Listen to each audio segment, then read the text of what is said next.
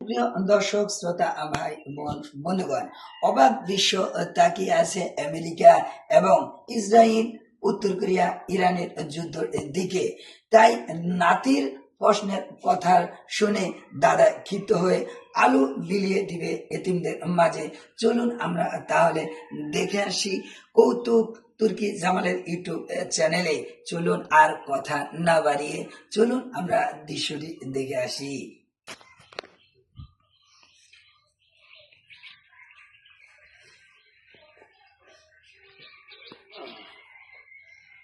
দাদা, ও দাদা, আরে দাদা, কতক্ষণ তুই ইয়ে করতে বলি এরা বহুত টেনশনে আছে, আমি চিল্লাচিল্লি করে চাল লাগে তা তোর কাম আছে না বটি চাই আর আমার ফোন করছে এবারকার ক্ষেতের মধ্যে আলু যা হয়েছে এই মেয়াদে দিকে হ্যাঁ, এই মেয়া বেলে এটা দিয়ে কি বোমা বানায় হয়েছে আমার ক্ষেত্রে এতটা কাজ দিতাম ক্ষেত্রে এটা দিয়ে বোমা বানায় ইয়ে করে ভালো লাগে।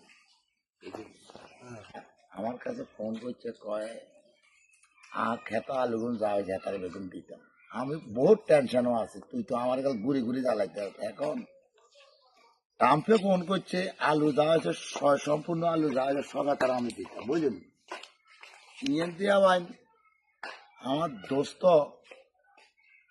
এই ইয়াকে তো ফোন করছে, আমি কইলো যে তুই যদি এই আলু এবার গা টাম ফেরে দেস তো মনে করলে তুই আলু দিতে দিতে আলু হাতের কাছে হুঁচতে হুঁচতে আয় শেষ করিয়ে এলাম তোর দেশ তোরা শেষ করে তোর খেত শেষ তুই ওঠে বুঝলেন।